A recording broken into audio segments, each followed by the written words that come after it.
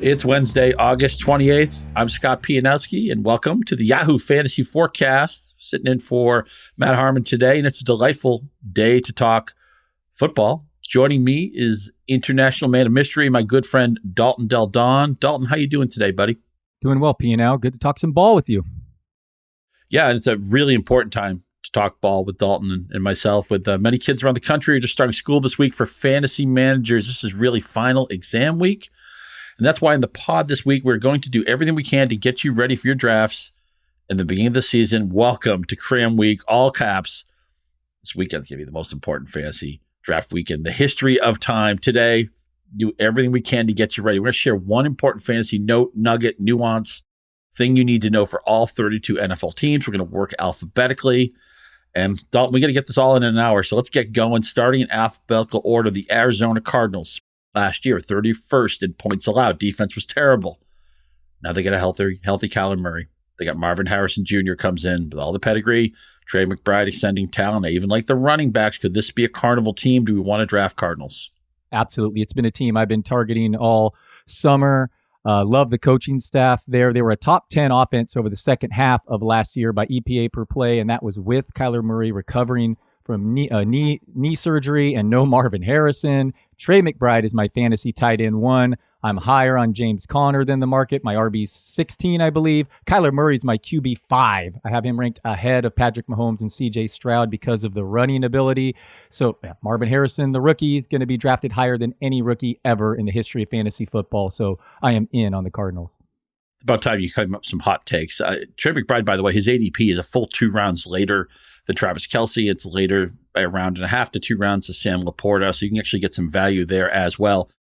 Atlanta Falcons, we've been dreaming about it all summer. The schedule, the number one schedule, according to the projected win totals, if you sum them all up, thank you, Warren Sharp, mostly an indoor schedule. It sounds like they have adults in the room, a quarterback, an offensive coordinator. Is a giddy up time for the 24 Falcons. Love the schedule. Love the players. Drake London, obviously Pitts and Bijan. I have them winning this division in part because of the schedule and how easy the division is. But I just want to note, P&L, that we are all excited about Zach Robinson, but he's really an unknown. We just know he's come from the McVay coaching tree. I mean, Raheem Morris is the head coach there. Preseason usage, not super encouraging. Hayden Winks has a tweet, who's used the most motion this preseason? Falcons were second to last, just 15%. The last team was Washington with Kingsbury. I don't know. I don't know what to make of this offense. I think it's just we're just assuming it's going to be a great system. It's unclear to me. That said, I mean, Bijan, Drake, I'm drafting these guys, but it's just a little bit of an unknown. I don't think Cousins played in the preseason. Does it worry you when teams don't do a dress rehearsal with their number one offense in the summer? And of course, my stats might mean nothing, and they might change all in the regular season. Great point. They didn't even play their QB1. So weird what they did with Penix, not playing him after the one game. Just bizarre there. But every situation's different. With Cousins joining a new system and coming off an Achilles at his age, I would have liked to have seen him a little preseason action.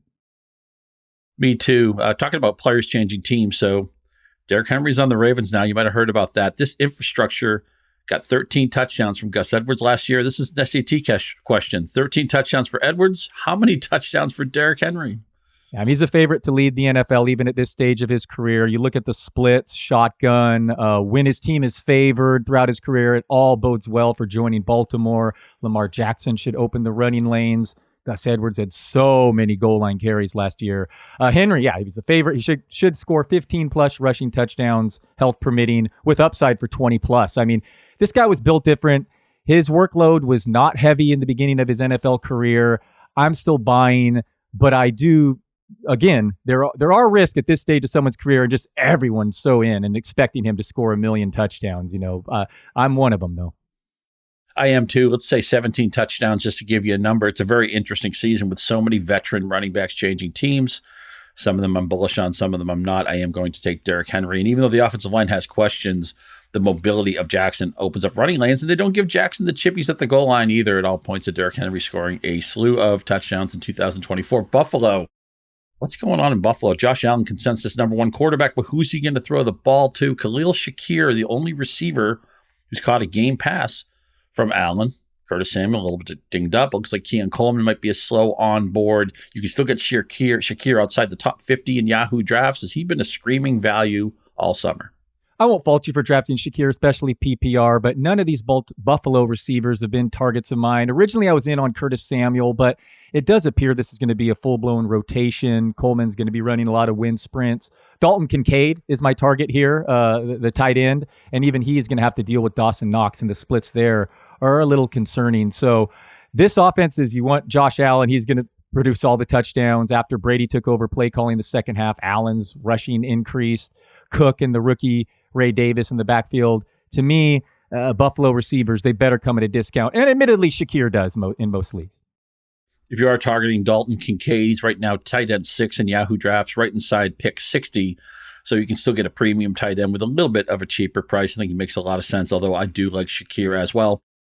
So the Carolina Panthers, Dave Canales takes over. And this is a miracle guy. 2 years ago, career year Geno Smith. Last year, career year Baker Mayfield. Can he fix Bryce Young? Not so much that we want to draft Bryce Young, but we might want Chuba Hubbard or Jonathan Brooks, Deontay Johnson. Is there another Canales miracle coming at us? It's entirely possible Bryce Young is just too small to make this work, but I am buying into Canales making this offense functionable for fantasy. I'm in on Deontay Johnson. I have him ranked higher than consensus. Really good receiver, adequate at constantly getting open, and I believe Bryce Young will be able to get him the football. He made Adam Thielen a top 5 fantasy wideout for multiple weeks last year, although also Andy Dalton helped there. So I'm buying the Canales. He's just been a quarterback guru. Give me Deontay Johnson. Give me Jonathan Brooks as an absolute stash. I love there. I know we want to win early, and you preach that, Piano, but man, winning in the fantasy playoffs is huge as well. And Jonathan Brooks, I expect to be the total bell cow on a Carolina team that wants to run the football over the second half. So I'm proactively grabbing him. And I know it's frustrating because it just came out and said he's going to start season, on the PUP list. But to me, patience will be rewarded with Jonathan Brooks. Yeah, if you're a play for today guy, you got some chestnuts this week because Chuba Hubbard's going to be one of those guys. Maybe Jerome Ford in Cleveland with Nick Chubb going on the PUP list. TJ Hawkinson also headed to that PUP list, but there's no tight end winner that I can see in Minnesota. Let's get the Chicago Bears. And I know you probably want to talk about Caleb Williams or this receiver core, but I got to ask about Cole Kmet. Last 2 seasons, tight end 7, tight end 8. But is he undraftable this year? Crowded receiver room. They've added tight end competition. I'm afraid Cole Kmet, he went really cheaply in some of my recent drafts, and I was afraid to pull the trigger. Am I missing an opportunity, or am I following a good process? No, I'm staying away from Kmet. Not just the loaded 3 wide receivers in Chicago, but Gerald Everett has been splitting work throughout the preseason. And if that usage carries over into the regular season, Kmet is a tight end to avoid. To me, after the top 12, tight end just gets a total crapshoot. That's why I would target Taysom Hill there. But Kmet is a stay away for me. Caleb Williams, can't wait to see him in regular season action. Looks like he's going to be a fun player. But Chicago is a situation where they're going to have to overcome a coaching situation there. I think, especially preseason usage too, you look at motion and pace, some concerning stuff there. But I do believe Caleb Williams and the receivers there can overcome it. Let me ask you this. Let's assume that DJ Moore is off the board and you're targeting a Chicago receiver. Between the rookie Odunze and Keenan Allen changing teams, who looks more interesting to you? So I moved Odunze over Keenan Allen recently. In part, I'm going to blame Matt Harmon if that doesn't work out well. I will note that they've not used a lot of 3 wide receiver sets in the preseason, and it could be the same Shane Waldron issue with JSN last year, the same OC in Seattle, and Odunze is not getting the route participation we hope for here. So reluctantly, I'm betting on the talent in Allen at this stage of his career, so I'm betting on Odunze, but that one could go poorly, I admit. The words of Dalton Daldon, who's joining us today on the Yahoo Fantasy Forecast. I'm Scott Pianowski sitting in for Matt Harmon. We're bouncing around to all 32 teams, giving stuff you need to know before this critical draft week. Dalton, the Cincinnati Bengals, we've been talking all summer. Is it Zach Moss? Is it Chase Brown? To what degree is it a committee? And I feel like Brown is really polarizing, right? He recorded the fastest ball carrier speed at any point last year, but he finished dead last in rushing success rate. These metrics are in conflict. How are you playing this Bengals backfield? And specifically, how are you playing Chase Brown? I'm so boring. I have Moss and Brown ranked back to back. I do have Moss higher, the younger, the upside, but the tape suggests he may not be what a lot of fantasy managers hope. I think this is going to be a committee. Moss probably is the favorite for the goal line work. So, those running backs in the rounds 7, 8, 9, if Brown falls, if Moss falls, every draft's a little different. But boy, that's where you should be targeting running backs. Brian Robinsons of the world, Jonathan Brooks, so many of those options, and Chase Brown, I'm fine with as well. I mean, there's upside here. He'll have spike weeks in this offense, Bengals offense, if healthy. I mean, there's certainly fantasy upside here. And Zach Moss wore down badly. Yes, he looked good in brief stretches last year in Indy, but if he turns into Zach Moss of old, or if he gets injured, yeah, Brown looking at the majority of touches in the Bengals backfield, even if he's not the most, or even if he's an inefficient runner, there's still fantasy potential. I'll throw in a bonus question on the Bengals. We know Jamar Chase has been sitting out. He recently ended his hold and showed up with the team. Doesn't sound like a contract's going to get done. T. Higgins is in a prove-it year. How are you feeling about this receiver room at the moment? Joe Burrow's had trouble staying healthy. I've been taking Jefferson over Chase, reluctantly, because there's a big question mark quarterback there. But Burrow enters with the injury concern, and now Higgins is more competition. Good to see Chase back in the practice field. We're nitpicking there, though. I mean, I have Chase as a top 8 fantasy player, and they could run more. Their pass rate could increase without Mixon. In the past couple of years, whenever Mixon's been off the field, it's really increased. So you could certainly see, wow, if they're healthy, Chase has the range of outcomes to finish as the number 1 fantasy wideout, to be sure. So the Cleveland Browns, we know they have a great defense, but what exactly do they have on offense with Deshaun Watson? His last good season was 4 years ago. Last year, for crying out loud, they looked better with Joe Flacco. It didn't keep Amari Cooper down, and then we saw Njoku had a breakout year. It was mostly with non-Watson quarterbacks. Has Deshaun Watson lost his swagger for good, and does it make you afraid to buy into this offense? I mean, Watson was the best player in the league at one point, getting a crazy 8.9 YPA without DeAndre Hopkins and horrible coaching in Houston, and he could run for fantasy. But man, it's been too many years, and he's dealing with arm issues this preseason. I'm in a super flex draft, and I took Geno Smith over him recently. There's clearly more upside with Watson with his rushing ability, and I really I like Amari Cooper. I don't think Judy and Moore are competition for targets, and you look at his splits last year, yes, with Flacco, but also with Watson. When you got those other quarterbacks came in Cleveland, really muddied the waters, but with Watson and Flacco, Cooper was a top 15 fantasy wideout. I like Njoku. We'll talk about Ferguson later, but I've moved Njoku up my rankings, even though he had the dramatic splits with Flacco. He just looks like a star at the position. So I need Watson to be functional for Njoku and Cooper to pay the fantasy bills. And another thing to note here, Pianow, is last I read before we started recording is that DTR has been made the roster, and Cleveland is looking to trade Jameis Winston. I don't like that. I like Winston as insurance because it just throw the ball like crazy if I have Cooper and Njoku. I don't want DTR as the quarterback if Watson goes down yet again. Oh, man. I would love to see Jameis Winston in this offense. Remember that 30 for 30 season he had with Tampa Bay? I think it was 36 touchdowns, 30 picks. He ends the season on a pick 6. Wouldn't it be fun to have Cleveland be a carnival offense? And Amari Cooper has been one of my favorite boring veteran targets. He'll return his value. I'm not worried about that with some room for profit. You teased Jake Ferguson. Let's get into it with the Dallas Cowboys, producer Colin's favorite team. So Jake Ferguson leads the tight end position in red zone targets last year, which is great. He only scored 5 touchdowns, though. Could positive regression hit? Is there any more room to climb for Jake Ferguson at a tight end position that I don't think is deep past the top 10? Positive regression could hit for touchdowns if that red zone usage stays the same, and it could. They lack a wide receiver too. Brandon Cooks is hurt. Who knows? Jalen Tolbert, the thinnest running back room in football. Tony Pollard, had the second most red zone touches in the league last year, and those are vacated. That said, I moved Ferguson goes ahead of Njoku in most drafts, but I moved Njoku, who I just think is such a better player. You look at Ferguson; he doesn't earn targets, not good yards per route run. So I just worry the player could just, Schoonmaker could suddenly get more reps. I'm betting on the talent more than the situation, but I certainly acknowledge that Ferguson could score double-digit touchdowns this year and wouldn't surprise me one bit. I think I like Ferguson more than you do. Let's also hit in this backfield super quick. Zeke Elliott's in town. Rico Dowdle, interesting player on part-time opportunity. How are you playing the Dallas backfield? Complete stay away for me. I have them both outside top 40. I would take Dowdle if given the choice, but man, his broken tackle numbers are concerning. I don't think he's a good player. Dalvin Cook may sign and actually threaten the touches here. That's how tenuous I think the hold Dowdle would have. So I think it's going to be a complete mess and probably the backfield to avoid the most in my fantasy board. Let's close up our first section with the Denver Broncos. They have the new quarterback and Nix, and he makes me curious about this receiver room. Bo Nix, I saw him break out last year. after spending the early part of his career with Auburn. Cortland Sutton scored 10 touchdowns on 59 catches, unsustainable rate. But what if the opportunity goes up? What if Bo Nix is good? I've been scooping up Cortland Sutton as my wide receiver 4. Is that a good move? I'm on board here. There's no one else there. Troutman's scheduled to start at tight end. Yes, Dulcich will get some run, but Tim Patrick, Josh Reynolds, people are interested in Marvin Mims, but Sutton's a clear number 1 there. No Judy. The touchdowns to catch ratio will regress, but Bo Nix could be an upgrade immediately, even as a rookie, over the quarterback production Denver got last year. So yeah, I'm on board with Cortland Sutton. And who's rising most on my draft board throughout summer has been Javonte Williams as well.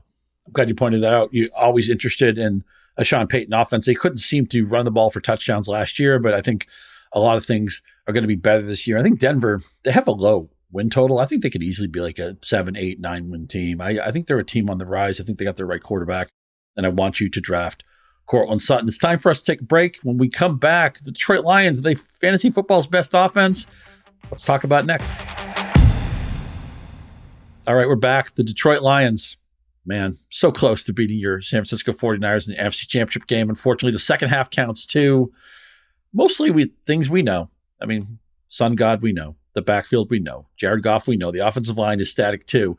But who is Jameson Williams? He played between 50 to 72% of the snaps last year after week 10 when healthy. 78 targets have been departed via Josh Reynolds. He's now the clear wide receiver 2 if he can handle it. Dalton, you buy in Jameson Williams? I'm pretty neutral on Jameson Williams. I mean, I like the upside of a guy that fast and indoors in this offense. But on the other hand, he's really their 5th option behind Montgomery, Gibbs, St. Brown, and Laporta. Certainly a flyer to take upside for your bench. One thing to note on the Lions is they just maybe start him at home. Jared Goff has averaged 277 yards, 7.9 YPA, 44 touchdowns over 17 games in Detroit over the last 2 years. It's the Coors Field of football. So it's just something to note when you're deciding if you have Goff in a league in which you can play matchups with quarterback. And Jameson Williams is probably more likely to do well in Detroit. Sam Laporta caught all but 1 of his touchdowns last year in Detroit. I'm glad we have a Coors Field in the NFL, because sometimes I wonder if we have a Coors Field in baseball anymore because the Rockies are so lousy. But let me ask you really quick, which back at the end of draft season you're going to have more shares of, Gibbs or Montgomery? Oh, probably Montgomery, just because of the ADP there. Yeah, I like Montgomery's a total fine guy to remain, scoring the favorite to get the work inside the red zone of an offense that's going to score a lot of points. I think they're projected to score the 2nd most points in football this year. Yeah, boring as heck, but a veteran you can hang your hat on. A lot of touchdown equity with Montgomery. I think his ADP makes a lot of sense. The Green Bay Packers, Jordan Love broke out last year. We like Matt LaFleur, but who is the receiver to get? Nobody got 100 targets last year. Injuries played in. There's a bunch of mouths to feed. There's breakout candidates. There's something for everybody. I don't know the right answer, though. What Green Bay Packer receiver has your eye?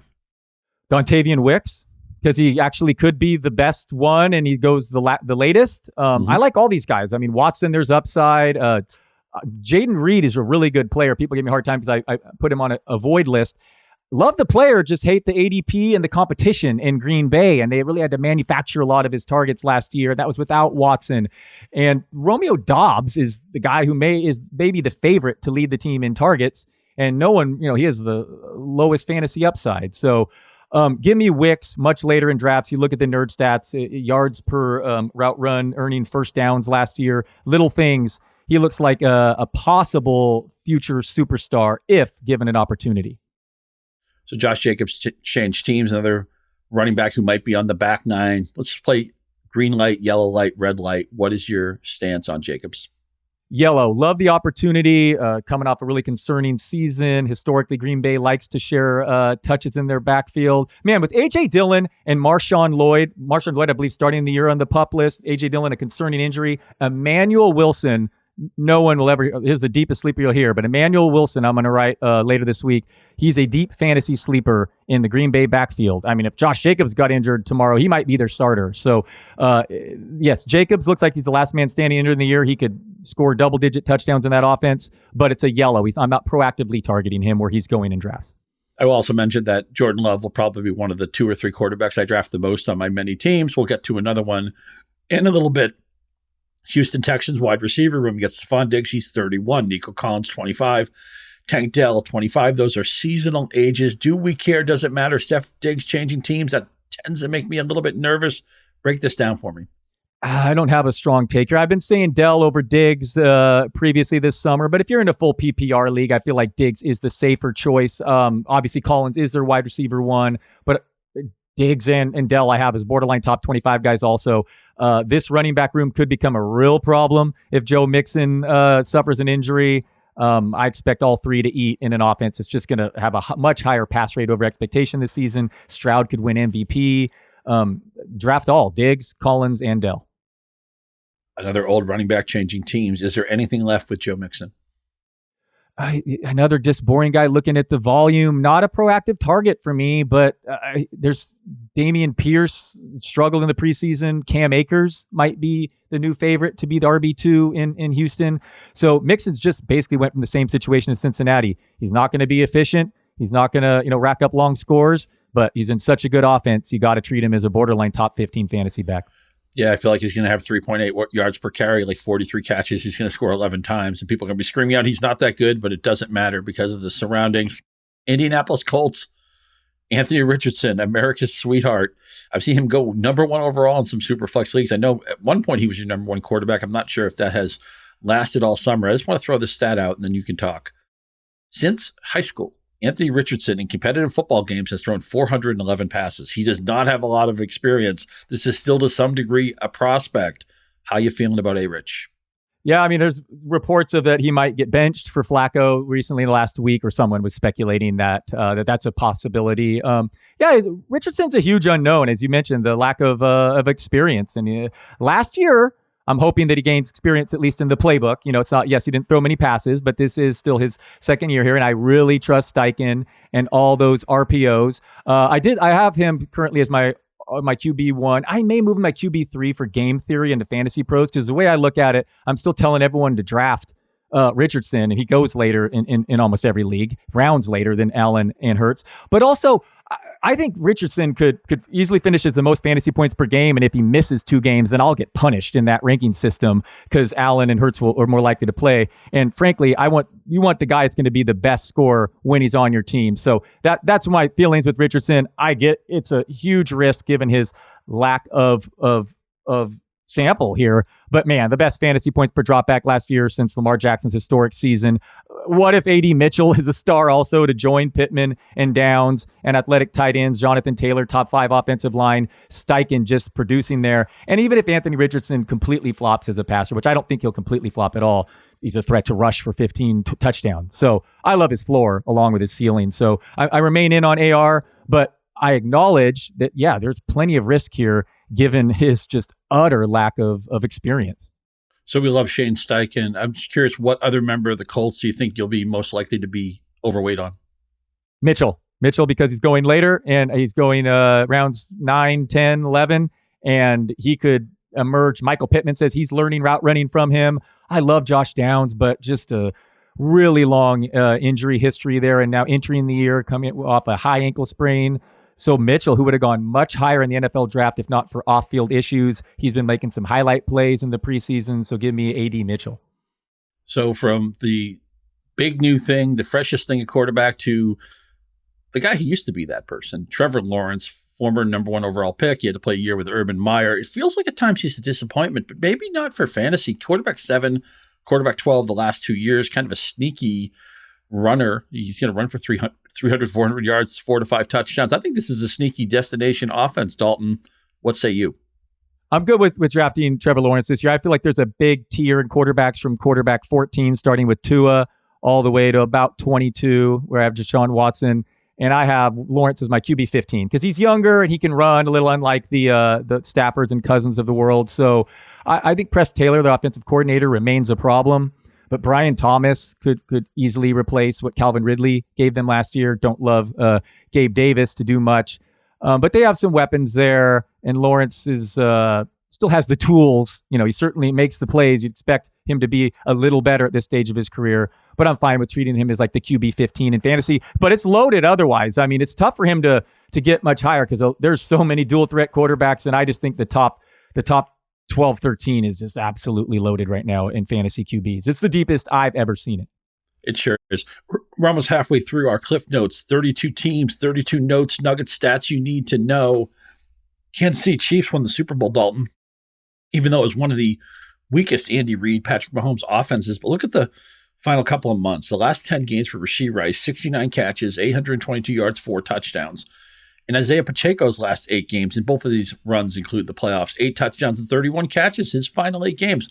I'm drafting Rice. Not worried about the suspension being long. If it even happens this year, maybe it won't happen at all. And Pacheco, I think, is clearly a bell cow back on an offense we're excited about. Are you as excited about Rice and Pacheco as I am? Yeah, Pacheco, we just need to see if he can hold up. Last year, 205 carries, the most of his career, never eclipsed more than 170 dating back to college. But if he can, Chiefs offense without McKinnon getting the targets, absolutely upside to finish as the top 3 fantasy back.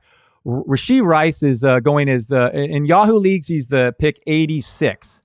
In other full PPR drafts, he's the ADP right over the last week of the 36 overall. So very difference here among sites you're drafting for Rice. Apparently, some communities are not concerned about any suspension. No Marquise Brown injured. I love Worthy, but Travis Kelce at his age. So I moved Rice right now to my wide receiver 22. His ECR appears to be around 30. So I'm higher on him than the expert consensus ranks and willing to draft him early. Yeah, the market's catching up, but it's still behind on Rashee Rice, and one of my most drafted players.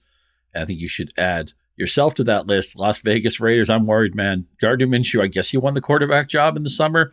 48.5 completion percentage. I watched that game against Dallas. Second string defenders, vanilla defenses, and Minshew looked like he'd never played quarterback before.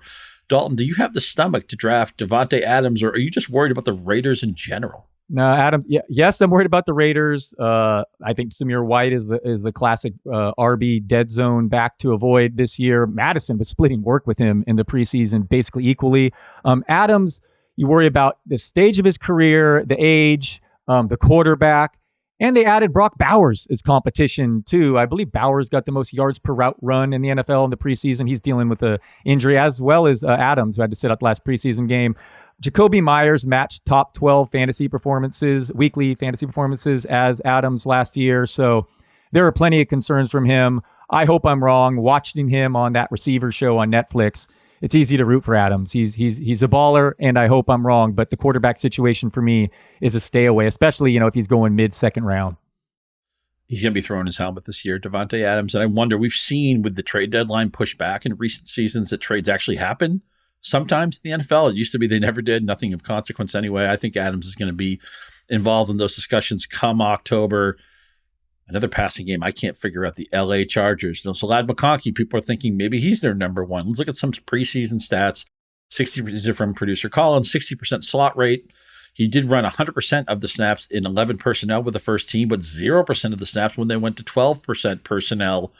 Is McConkey the right guy here? Is Palmer the right guy here? Is nobody the right guy here? I don't even know what to do with their backfield. The Chargers are a mess to me. Talk to me, McConkey. Talk to me, LAC. I'm really in on Josh Palmer this year. Yes, their pass rate will be down, but I think they'll be much more efficient. Quentin Johnston might be the worst receiver in the league. Yes, people like McConkey, but he was not a target earner in college, and he was always banged up. Palmer, meanwhile, has really interesting splits without Mike Williams on the field, and now Keenan Allen is also gone. So Palmer struggled as a rookie, but he's shown improvement since. I think he's going to emerge as the clear number one in LA. He usually goes later than McConkey in fantasy drafts. So Josh Palmer is actually one of my 5 favorite sleepers in fantasy football this year. Who do you like in the backfield, if anybody? Oh, man. Kimani Vidal, if you can get him really late. It just depends on what. No one's been a target of mine. I think Edwards, Dobbins, and eventually Vidal will all kind of form a committee. It will be run heavy. I think the Chargers are going to sneak into the playoffs and win a wild card spot here. But Josh Palmer's the only guy I'm interested in fantasy. I hate saying this. I think the passing game is going to be efficient, but I don't think Justin Herbert is draftable. I think there's going to be a lot of that 21 for 26, 219 and a touchdown. I can't go near it with that receiver room. And we know how Harbaugh and Roman, how they like to play. And it's going to be a lot of 1916 football. It's going to be ugly for fantasy. The LA Rams, they should not be ugly for fantasy. Sean McVay's there. A lot of players we want to draft, and maybe Cooper Kupp is one of them. Our Yahoo colleague Salvici was tweeting about Coop or Cup, if you will. Maybe he calls him Coop. saying that he averaged 8.5 targets and he was a top 20 receiver last year when he played. And the crazy part is he did all this battling hamstring and ankle injuries. Now Cooper Kupp is healthy. Maybe Puka Nacua isn't. What is the state of the Cooper Kupp address? Yeah, I've been hyping Cooper Kupp all off season. I have him as my wide receiver 9, one spot ahead of Puka Nacua. Even Nacua ran more routes last season than he did all of college. He is an injury concern for me. Obviously, Kupp could go poorly. He's battled injuries. He's wrong side of 30. But I'm ignoring his metrics last year. He was playing on one leg. He says he's fully healthy now. The offense is going to run through him. McVay produces the most fantasy points for his wide receivers of any team in the league. So give me Kupp. He was the best fantasy receiver for back-to-back years before this blip here. So if he is healthy, which I'm going to trust he is, I'm drafting him early and aggressively in PPR leagues. I do acknowledge that normally I'm after players at different stages in their career, but I'm making an exception for Kupp here. So I have to assume with that strong of a Kupp endorsement, you can't endorse Nacua at his current ADP. Yeah, I mean, if I'm taking Kupp over him, then yeah, I guess that's the way. He's fine if you want him in the mid-second. What he did as a rookie is awesome, and he's in a great system. I just slightly prefer Kupp this year. It's also for me when a player comes out of nowhere. I know Nacua was hurt a lot in college, which is why he was drafted so late. But when a guy comes absolutely out of nowhere and produces like that, sometimes I'm just nervous to pay the raised price in the following season. Let's get to Miami, a fun offense, a couple of fun receivers, play Carl we trust. Who is Tua Tagovailoa these days? I mean, last year he leads the league in passing yards. He's still just a quarterback 8 to quarterback 10, depending on your scoring system. We know they had a very heavy touchdown rate in their backfield. Is Tua somebody we want for fantasy? How are you feeling about this passing game? Well, Tua was actually the QB 19 in fantasy points per game. Like if you actually did it by actually how much he helped you, it's even more dramatic how crazy that is, leading league in passing. And he had 29 touchdowns. He's top 5 in touchdown passes too. So that's the best example of showing why running quarterbacks are so much better and such a cheat code in fantasy. There will be some regression there in the sense that the Dolphins scored 50 more fantasy points their backfield than any team has in years. And Mostert or Achane will probably, suffer some more injuries, but I've been targeting Achane. He seems to me like Gibbs at a round or two discount, and Tua's he's not a quarterback target of mine for the reasons we just stated. I love you comparing Gibbs to Achane because I totally see same type of player, right? It's a splash guy. It's not going to be a volume guy, but I see the similarities, and I think Achane makes more sense than Gibbs, although I may just go the boring route and take Mostert anyway. Minnesota Vikings, Kevin O'Connell is a wizard, man. 8.8 YPA from Nick Mullins last year, 8.4 YPA from Jaron Hall. And those guys really aren't bona fide NFL starters. Now, Sam Darnold's had a really checkered career. He didn't get to play last year in San Francisco. We know nothing really went right for him in New York. But now he's got Justin Jefferson. He's got Kevin O'Connell. Is there hope for Sam Darnold this year? Yeah, I do like the system there. And boy, he's been saddled with bad opportunities in his career, Darnold, although he did flash at the final chance he got to start in Carolina, even ran in touchdowns for fantasy, but really like the system here. And Darnold's going to get the full-blown opportunity with Jefferson and eventually Hawkinson and Addison. So Darnold has become someone of note in Superflex leagues. But beyond that, no, just because quarterback is just so ridiculously deep. I mentioned Hawkinson in passing earlier, going on the PUP list. His injury was right around Christmas last year.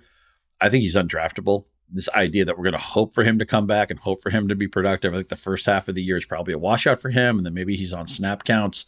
Is he somebody you would prefer to stash, or are you going to stay away from Hawkinson? Stay away. I buried him. You better have an IR spot. He'll have a new quarterback throwing to him. It's not no Cousins, and he will not be 100% until 2025. So I'm with you here completely. For sure. And you say you better have an IR spot. I was recently negotiating a trade with somebody who kept wanting to throw me Hawkinson. Said, "Hey, look, you have IR spots." I said, "That's true." And in September, I'm going to have other hurt players who need those IR spots. And then eventually I'm going to have to cut somebody I don't want to cut. So I just rather, if you get him for absolute nothing, I get it. In this particular trade, I didn't want to throw value in on Hawkinson for that reason. All right, this depresses me. I'm a Patriots fan. You can hold it against me if you want. You can troll me on Twitter. You're welcome to do that. They're bad now. If you didn't like the dynasty, you're going to enjoy these Patriots. They have a team win over under total of 4.5. That's the lowest in the NFL by a full win. Maybe they have their quarterback of the future. I don't know when the future starts. I don't know if anything's draftable here. Drake May's going to be good someday, but I'm basically fading the Patriots. Yeah, very deep leagues, maybe Hunter Henry, but this is a fade team for me. I know Stevenson's a volume guy, but he's not going to have the right game scripts. Tell me something about the Patriots. Drake May is a super sleeper for fantasy. I get he's in a tough situation here, but boy, he was in a tough situation in college at a turnstile offensive line, horrible supporting cast, led college football in total offense in 2022. Drake May had nearly as many rushing yards per game when removing sacks as Anthony Richardson and more than Justin Fields in college. He rushed for more than 1,100 yards and 16 touchdowns over his 2 starting seasons. So that gets your attention in fantasy. He will sooner than later take over as starter. It looks like Brissett will be okay for week 1. But yeah, the receivers and the offensive line are going to be a problem. But when Drake May gets named starter, he will be added in fantasy leagues, even non-superflex leagues, given that rushing potential. And we're going to remember the class of 2024 and hopefully for good things to happen with Drake May.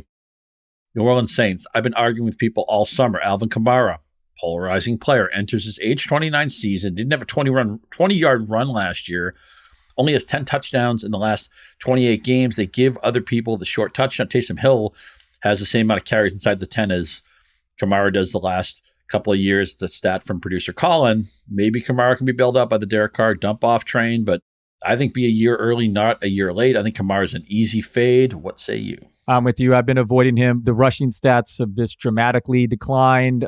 There's no Kendre Miller can't get back on the field. Maybe Jamal Williams is back into our fantasy lives this year because, Kamara, if you're in PPR, I get it. Like maybe Carr will just continue to check down to him, but I'd aim higher at that stage. And I'd go after James Conner over him. I think he's going to produce more and equally likely to miss a few games as Kamara. So their offensive line in New Orleans took a major step back this year as well. So, I'm with you. I'm avoiding Kamara. That same number of carries to Taysom, I believe it's 30 over the last 2 years inside the 10. That is pretty wild. And Taysom Hill is going to get more action as a fullback and running back in 2024. And quarterback and tight end eligible in Yahoo, I don't think you'd use him at quarterback unless you're screwed 1 week in Superflex, but you're going to want him as a fantasy tight end. So just be aware that you have options with Taysom Hill. Last team before we get to a break, the New York Giants, they have a splashy new toy in Malik Neighbors. There hasn't been a pass catcher with 800 yards or more in the Daniel Jones era. So I'm thinking the Neighbors target total, they got to target him off the buses. Let's say the over-under is 142. I'm curious what you think of that. And does it matter that they're Daniel Jones targets? Yes, it obviously hurts his fantasy value that the quarterback situation is questionable, but he was close to league's average success rate with Dable as his coach last year, small sample. I'm taking the over in targets, maybe closer to 160, and I'm ranking Neighbors stupid high and drafting him aggressively, and will probably regret it immediately when I see Daniel Jones. Daniel Jones, that pick 6 was ugly and everyone saw it, but I feel like that is going to suppress Neighbors' previously maybe too much hype with all these preseason footage of him dominating the Lions in the practices. But now everyone is kind of with their bad taste in their mouth with Danny Dimes looking bad, and I feel like Neighbors' ADP will kind of come back to earth a little, and I'm going to take advantage of that. I'm still all in on this rookie talent. I've been scooping up Devin Singletary as a very boring running back 3. He has the history with Dable, but it's a bad team. It's maybe a bad offensive line. Are you in or out on Singletary? Totally fine with Singletary as a boring veteran there that's available late and could be very valuable as a full workload. But get Tyrone Tracy late too. He's some upside as a potential stash for insurance. Scott Pianowski sitting in for Matt Harmon today. We're with Dalton Del Don, and we need a quick break. When we come back, we'll hit the final 8 teams remaining on our 32 for 32. We'll even get to a quick viewer mail question. Come right back. All right, Dalton, the New York Jets, what a roster. I think 2-53, it might be the best in football, but I don't know if their quarterback's any good. Aaron Rodgers, he's old. Maybe Tom Brady gave us the wrong signal that old quarterbacks aren't good things when they get to their 40s. But Aaron Rodgers loves his number 1 receivers, right? He threw 68 touchdowns to Devontae Adams over the years, 65 to Jordy Nelson, 40-plus to Randall Cobb and James Jones. Garrett Wilson can do everything. He's smart. He can run every route in the book. What's going on with Garrett Wilson this year, and does Rodgers have enough to get Garrett Wilson to the moon? I hope Rodgers does. I acknowledge the risks here, the age, coming off the major injury. I moved Breece Hall to my number 1 fantasy back, number 1 fantasy player, and I have Garrett Wilson as my wide receiver 6, just because it's so hard to put him above those top 5 that are just so solidified. But I'm closer to moving Garrett Wilson into my top 5 than I am below A.J. Brown. I think this could result in 15 touchdowns. Aaron Rodgers loves to throw around the goal line. That could hurt my Breece Hall. I mean, not that Breece Hall got any goal line looks last year anyway, but yeah, he might mess around and just throw a ton of 2-yard scores to Garrett Wilson this year. So love Garrett Wilson, love Breece Hall. But we need Aaron Rodgers to be functional. But we don't need him to be his 4-time MVP winner, because almost certainly he'll be a dramatic upgrade over what they got from quarterback last year. But sure, there's a concern at this stage of his career what kind of player Aaron Rodgers is. I do hope this offense is super concentrated with the touches and targets, because the defense is going to be good. And I'm afraid the offense might play at a very slow pace, so it's not going to be a volume offense. I can see them just being an efficient team that wins a lot of 24-10 types of games. Won't be shootout friendly, but I can't look away from the upside of Garrett Wilson. I was wrong last year because it ended on the first drive, 4 snaps in. I'm going to be wrong again this year. I think we're going to agree on this fade, but let's play it out. The Philadelphia Eagles, Jalen Hurts, exciting player. Jalen Hurts generally does not throw to his running backs, and Saquon Barkley, I'm going to check my notes here, he plays running back. This can't be good for Barkley. He's changing teams. There's some metrics that don't look good. I'm fading Barkley completely this year. Dalton, what do you say? 100% with you. Barkley's targets per game has dropped 5 straight seasons. Look at the underlying stats, the broken tackle percentage toward the bottom of the league last year. Yes, his offensive line and his situation will improve, but Jalen Hurts will steal a lot of those rushing scores and will not throw him the football. So I believe Barkley's second to last in EPA per target the last 2 years, and now goes to a rushing quarterback who won't throw him the ball at all. So with you on Barkley, I'm reluctant to pay for his ADP. As great as A.J. Brown is, and he is just a monster, I've found Devonta Smith's pocket of ADP value being really desirable this summer. I've been scooping up a lot of Devonta Smith. Do you have a quick take on Brown or Smith? Kellen Moore, they're running more motion. I think Brown is going to be, even though I said I like Wilson more than him, I think Brown's a fine smash afterward, and then Devonta Smith, a fine target. He's going to be better than last year. And don't worry about Dotson taking any targets. I love Devonta Smith this year. Speaking of offensive coordinator changes, the Pittsburgh Steelers have a new offensive coordinator. He's a guy who made our lives miserable. Arthur Smith drove the Falcons into a ditch. Now he's going to do something with the Steelers. We know he likes to run the ball. He's been the top 3 in rushing attempts. Arthur Smith offenses 3 of the last 4 years. So I say, how can George Pickens ever hit his ceiling with Arthur Smith here, with a very unsettled quarterback room? How you playing Pickens in 24? I've been aggressive. His ADP has dropped a bit, seemingly because of the Brandon Ayuk trade rumors, which would admittedly completely ruin Pickens' value. There's no way this quarterback situation can produce 2 viable fantasy receivers. But Pickens' splits were just through the roof without Deontay Johnson last few years. His target rate, his red zone target share, all so good. So I've been going with the upside there. But another guy like Neighbors, maybe I'll regret, tying myself to an offense with Russell Wilson. And of course, all bets are off if Ayuk joins there. But I'm betting on the talent, and I think he'll be the only game in town in Pittsburgh. And I think he's going to put up a pretty big fantasy season. Najee Harris, Jalen Warren, or is Arthur Smith going to make Cordarrelle Patterson a thing? What do you think about the backs? Yeah, I've been avoiding all of them, and it's a boring answer, but just take the back who falls the cheapest if you need one. Warren, I believe, looks ready to go week 1, but Cordarrelle Patterson is absolutely a threat to be involved in this offense on the ground game. That would be the most Arthur Smith thing ever. I've seen the future, right? The Steelers score a touchdown early in week 1, and it's Cordarrelle Patterson from 5 years out or something. Everybody loses their mind. So, Dalton, you're a big San Francisco 49ers fan. You know this team backwards and forwards. So I pretty much just want to toss it to you, but let's start with this. Brock Purdy, 7.0 touchdown rate last year. I hear everybody holding Jordan Love's decent touchdown rate against him. I don't hear a lot of people holding it against Brock Purdy. Maybe it's because it speaks to how much we love Shanahan, how much we love the pieces here. How much of that 7-0 can Brock Purdy keep? And is he a draft target for you this year? Brock Purdy was a draft target if I missed out on the running quarterbacks. I'm all after Richardson, Kyler Murray, or Jaden Daniels. And then Purdy or Caleb Williams have been my fallback options. But what I would counter to you in that touchdown percentage is Jordan Love got 7.2 yards per attempt. Brock Purdy got 9.6, the best in NFL history. So one was incredibly efficient and one was not. So I would be more concerned about Love's regressing more than Purdy. That said, I'm absolutely going to lower him in my rankings if Ayuk does not sign soon or if he leaves.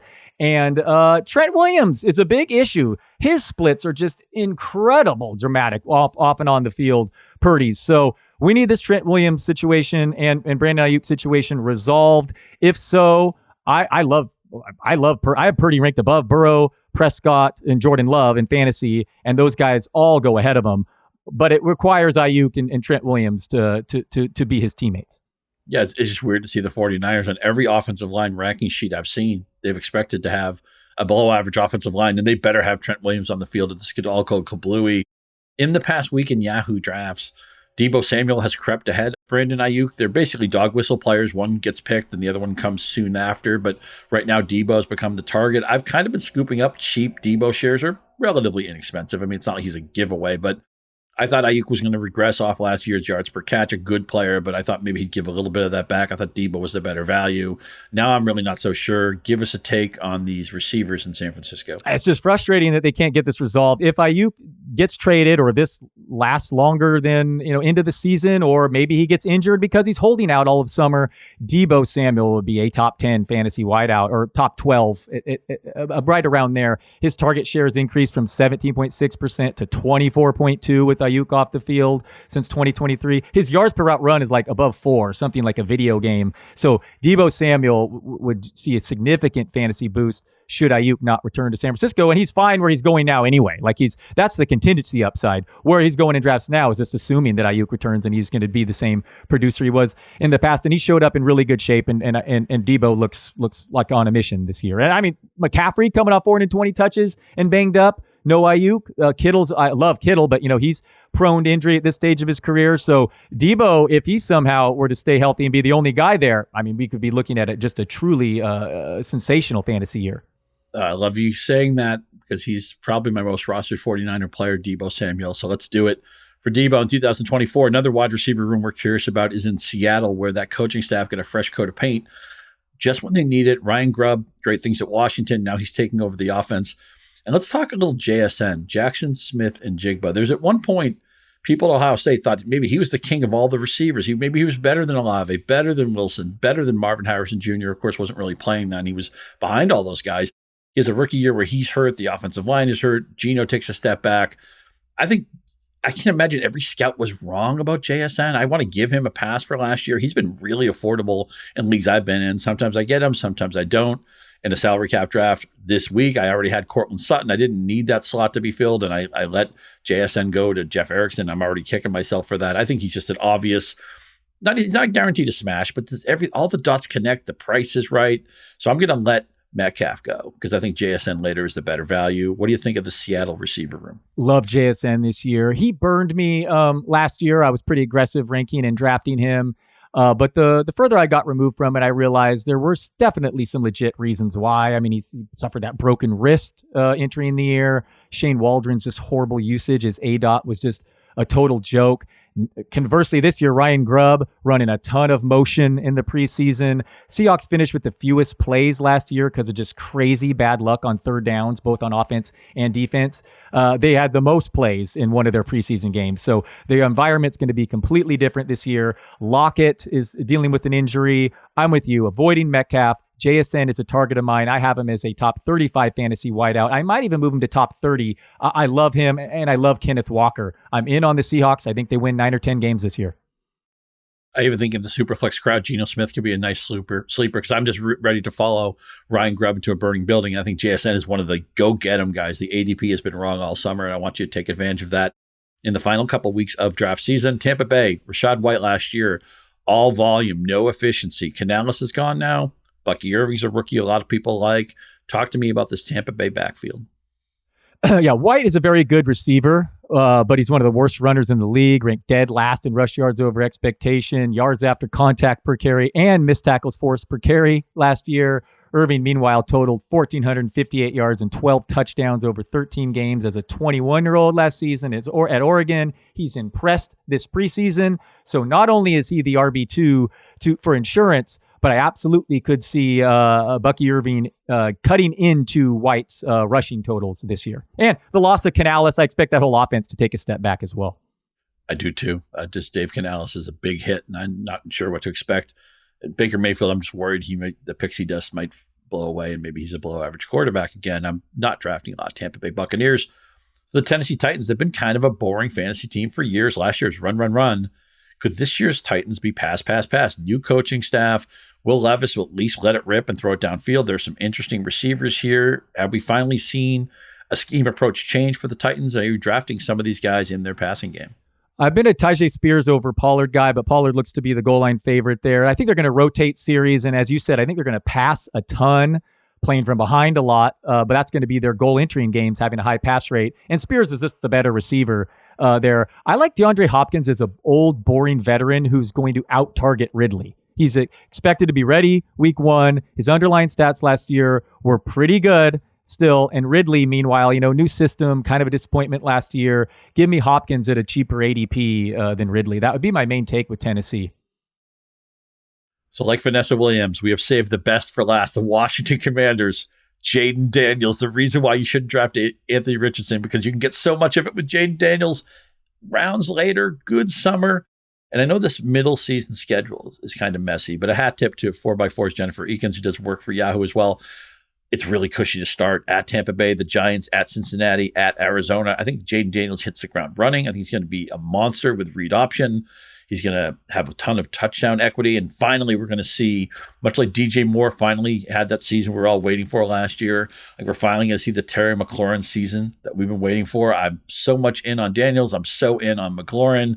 And now you're compelled to agree with me. Go ahead. I am in on all these guys, including Brian Robinson. And I think Zach Ertz is a super sleeper in fantasy, especially the first half of the year. And I'm ranking Jaden Daniels super aggressively, my quarterback 8. That said, I'm slightly worried about Kingsbury, who's called twice as many screen passes as any other team in the preseason, continued to line McLaurin up on one side of the field like he used to with D-Hop. So I worry lack of motion, and this is just going to be a donkey offense.